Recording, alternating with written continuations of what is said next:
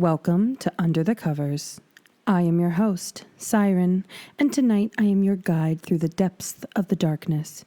Pour yourself a drink, do some gardening, and curl up under the covers as we surrender into the abyss.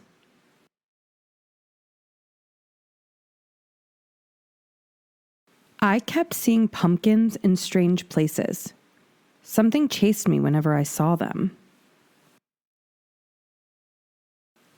I have a strange fear. You'll probably laugh when I tell you what it is, but you might feel differently after I tell you why I have it. I suffer from cucurbitophobia, the fear of pumpkins. Fears as specific and irrational as that usually begin in childhood, and sometimes for no reason at all. But let me assure you, I have a very good reason to fear them. I sit here now, typing the story as the living remainder of a set of twins. My name is Callum, and I'll tell you the tragic story of my brother and the horror of what happened in the years since his untimely death. It happened when we were young, only 11 years old. We were an odd pair to see. We had the misfortune of being born with curious cowlicks of hair on the top of our head that would put Alfalfa from the Little Rascals to shame. Our mother, much to our chagrin, called us her little pumpkins on account of our hair looking like the cured stalks. Our round little bellies didn't exactly help either. I was the calmer of us both, being reserved where my brother Kiefer was wild. He was the one who blurted out the answers in class and couldn't sit still. The risk taker, the stunt man, the show-off. It usually fell to me as the older and wiser sibling to watch out for him, though I was only a few minutes older. We were walking home one blustery autumn evening, the trees ablaze with gold and orange as we huddled up from the chill of the cloudless dusk. Piles of leaves had been swept from the path in fear that they'd make an ice rink of the paths should it rain. The piles didn't last as long as the kids kicked them about and jumped into them for fun. Kiefer, of course, couldn't resist, running headlong into the first pile he saw. It happened so fast, upsettingly fast, as death always does, without warning and without any power on my part to stop it. The swish of the leaves were punctuated with a crack, and Autumn's earthen gown was dubbed in red. A rock. Just a poorly placed rock, probably put there as a joke by someone who didn't realize that it would change someone's life forever. The leaves came to rest, and I still hadn't moved. A freezing breeze blew enough aside for me to see what had remained of my twin's head. Pumpkin seeds. It was a curious thought. I could only guess why the word popped into my head back then, but now I know that the smashed pumpkins on the doorsteps of the street seemed to mock my brother's remains. How the skull fragments and loose brain matter did indeed seem to resemble the inside of a pumpkin. I shook, but not from the cold, and I suppose the sight of me collapsed and shivered got enough attention for an ambulance to be called. I honestly don't recall what followed. It was a whirlwind of tears, condolences, and the gnawing fear that I would be punished for failing to protect my little brother. Punishment came in the form of never being called my mother's little pumpkin again. I was glad of it. The word itself and the season it was associated with forever haunted me from that day on. But I never thought I would miss the affection of a nickname. At some point, I shaved my hair, all the better to get rid of that stalk of mine. I couldn't bring myself to eat in the months after either, but that was okay.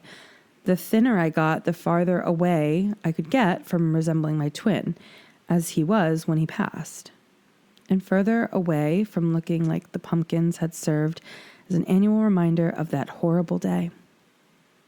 Every time I saw pumpkins, even in the form of decorations, I would lose it.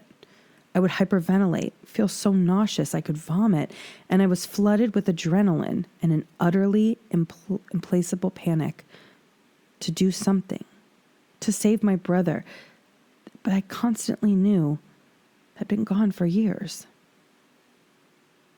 People noticed and laughed behind my back at my reactions. Word had inevitably spread of what happened, and I reckon that people's pities was the only thing that saved me from the more mean-spirited pranks. For years, I went on as the weird, skinny, bald kid that was afraid of pumpkins. I began to go off the beaten path whenever I could to run up to autumn, taking long routes home in bid to avoid any places where people might have hung up Halloween decorations. It was during one such walk that a true horror of my story takes place. It was early June, nowhere near Halloween. But my walks through the backwoods and wooded trails of my hometown had become a habit and a great sanctuary throughout the hardest years of my life. It was a gray day, heavy and humid. Bugs clung to my sweat-covered skin. The dead heat brought me to panting as the wood and blue as dusk is set in. Just as I was planning to make my way back to my car, I saw a light in the woods. Not other walkers. The lights flickered and were lined up invitingly. Was it some sort of gathering? Candles used for decoration or a campsite? I moved in closer, pushing my way through bramble and nettles as I moved away from the path. A final push through the branches brought me right in front of the lights, and my breath caught in my throat. Pumpkins. Tiny green pumpkins, each with a little candle placed neatly inside. The faces on each one were expertly carved despite the small size, eerily childlike with large eyes and tiny teeth. 1, 2, 3. I already knew how many. Somehow I knew. The number sickened me as I counted. 4, 5, 6. Don't let it be true. Let this be some weird dream. Don't let this be real as I'm standing here shivering in the middle of nowhere, about to throw up with fear as I'm counting 9, 10, 11 pumpkins. My sweat in the summer heat turned into ice as I counted a baby pumpkin for every year my brother lived. A chill breeze that had no place blowing in summer whipped past me, instantly extinguishing the candles. I was left there, shivering and panting in the dim blue of dusk. No one around for miles. No one to make their way out here. Placing each pumpkin, lovingly carving them, and lighting each candle. The scene was simply wrong. I felt watched despite the isolation, so when the bushes nearby rustled, my heart almost stopped dead. I barely mustered the will to turn my head enough to see. More rustling. It has to be a badger. A fox, a roaming dog. It can't be anything else. But it was. A spindly hand reached forth, fingers tiny but sharp as needles, clawing the rest of its sickening form forth from the bush, nails encrusted with dirt as if dragged itself through hell.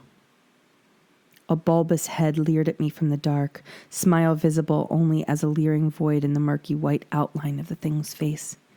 It was barely visible in what remained of the dusk's light, but I could see enough to send my heart pounding. Its head shook gently in mockery of infantile tremors, and I could see its eyes regard me with inhuman malice. The candle's flames erupted anew, casting the creature into light.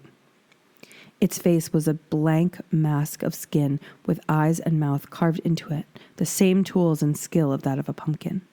Hairless and childlike, it crawled forward, smiling at me with fangs that were just as crude a sheet of tooth, seemingly left in its gums as an afterthought by whatever had carved its face. From its head protruded a bony scar, curved and twisted from an inflamed scalp like a stalk of a pumpkin. All reason left me as I sprinted from the woods. Blindly, I ran through the dark, heedless of the thorns and nettles stinging at my skin. The pumpkin thing trailed after me somehow, crying one minute and giggling in the next, a foul approximation of a baby's voice. I didn't dare to look behind me to see how close it got to me, or what unsettling way its tiny body would have to move in order to keep up with me. Gasping for air and half mad with fear, I made it to my car and sped back to the lights of town. I hoped against hope that I could get away before it could make it to my car. hoped that it would be clinging underneath or behind it. It took me the better part of an hour to stop shaking enough to step out of the car. Nothing ever clung to my car, and I never had any trouble as long as I remained in those woods. But that was only the first case. The next would come months later, on none other than Halloween night. I had, by some miracle, made some friends. I suppose that in a strange way, the experience in the woods had inoculated me to pumpkins in general. After all, how could your average Halloween decoration compare to that thing in the woods? My new friends were chill, into the same things I was into, pretty much everything I could want from friends, and I never had to spend years isolating anymore. I even opened up to them about what happened to me and my not so irrational fear, which they understood without judgment and with boundless support. So when I was ultimately invited to a Halloween party, I felt brave enough to accept, with the promise of enough alcohol to loosen me up should the abundant decorations become a bit much for me. On the night, it wasn't actually that bad. I was nervous as much about the inevitable pumpkin decorations as I was about being out of my social comfort zone. As I got talking to my new friends, mingling with people, and having some drinks, I began to have fun. I even got pretty drunk and didn't have enough experience with these to know how to set my limits. I began to let loose and forget about everything until I saw him. I felt eyes on me through the crowds of costume partygoers. Instinctively, I looked up and almost dropped my drink. A pale, smiling face, dirt, leering smile, powdery green leaves, and growing from his head, crowning a sharp, bony spur from a hairless scalp. A rounded head, a pumpkin head, with a hole in it. It was coming towards me. Please let it be a costume. Please, why can't anybody else see this? Why can't anyone see the hole in his head, gnawed by slugs, juices leaking from it, seeds visible like the brains and the fragments of... I ran before anybody could ask me what I was staring at. I stumbled out the back door and into a dark lane between the houses. I had to lean over a bin to throw up my drinks before I could gather in myself the breath to run. That's when I saw the pumpkin, placed down behind the bin where no one would see it. Immaculately carved, candle lit, a smile all for my eyes only. The door opened behind me and I bolted before I could see if it was the pumpkin thing. I didn't recall the rest of the night. I reckon my intoxication might be what saved me. I awoke in the hospital, head pounding and mouth dry. I had been found passed out on a street corner nearby, having tripped while running and hit my head on a doorstep. Any fear I felt from the night before was replaced with shame and guilt from how I acted in front of my friends, and what my mother would think, knowing I nearly shared the same fate as my brother. After my second brush with death and the pumpkin thing, I decided to take some time and look after myself. I became a homebody, doing lots of self-care and getting to know my mind and body. I made peace with a lot of things of my time. My guilt, my fears, all that I had lost due to them. My friends regularly came to visit, and for a time, things were looking up. Until one evening, I heard a bang downstairs as I was headed to bed. Gently, I crept downstairs, wary of turning the lights on for fear of giving my positions away to intruders. A warm light shone through the crack of the kitchen door. I hadn't left any lights on. I pushed the door open as silently as I could. In that instant, all the fears of my past that I thought I had gained some mastery over flooded through me. My heart hammered in my chest, and my throat tightened so much that I couldn't swallow what little spit I had left in a now dry mouth. On my kitchen table sat a pumpkin, rotted and sagging. Patches of white mold lined the stubborn smile that clung to its mushy mouth. Fat slugs oozed across what remained of its scalp. A candle burned inside, still, bright, but flickering. And as the flame sizzled, the dripping mush of the pumpkin's fetid flesh. A footstep slapped against the floor behind me, preceded by the smell of decay. This time, I was ready. I turned in time to take the thing head on. A frail and rotten form fell onto me, feebly whipping fingers of root and bone at my face. I shielded myself, but the old nails and thorny roots that made up its hands bit deep despite how feeble the creature seemed. Panting for breath as adrenaline flooded my blood, a stinking pile of the thing's flesh slowed off right in my gasping mouth. I coughed and retched, but it was too late. I had swallowed in my panic. Rage gripped me, replacing my disgust as I prepared to mount my own assailant. I could see glimpses of it between my arms, a rotten, shrunken thing, wrinkled by age and decay, barely able to see me at all. Halloween had long since passed, and soon, it seemed, so would this thing. I would see to that myself. I seized it, struggling with the last reserves of its mad strength, and wrestled it to the ground. I gripped the bony spur protruding from its scalp, and time seemed to stop. I looked down upon the thing, upon this creature that had haunted me for months, this creature that stood for all that haunted me my entire life. The guilt, the shame, the fear, lost time, lost experiences. All that I had confronted since my brushes with death came to a stand before me and test me as I held the creature's life in my hands. I would not be found wanting. With a roar of thoughtless emotion, I slammed the creature's head into the floor. A sickening thud marked the first impact of many. Over and over again, I slammed the rotten mess into the ground, releasing decades of bottled emotion. Catharsis with each crack, release with each repeated blow.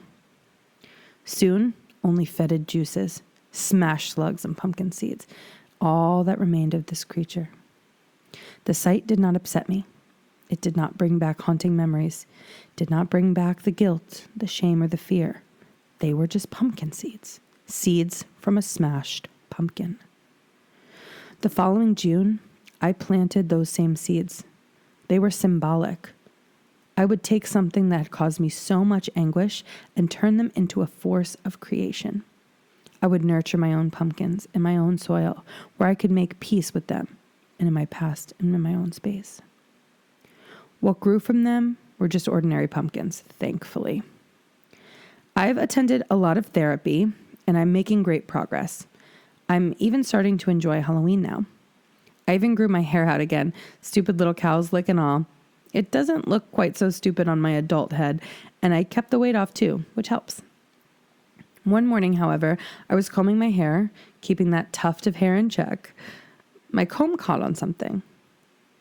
I struggled to push the comb through, but the knot of hair was too thick. Frustrated, I wrangled the hair in the mirror to see what the obstruction was. I parted my hair, and I saw a bony spur jutting from my scalp, twisted and sharp. My heart pounded, fear gripping me as my mind raced. How can this be? How can this be happening after everything was done with? And then I remembered the final attack, the chunk of rotting flesh that fell into my mouth, the chunk I swallowed, the slugs, the seeds. I was worried about the pumpkin patch, but I should have been worried about my own body. Nausea overcame me as I thought of all these months have gone by with whatever remained of the thing slowly gestating inside me in a ways to make no sense at all. I vomited as everything hit me, rendering my growth and progress for naught. Gasping, I stared in dumb shock at what lay in the sink.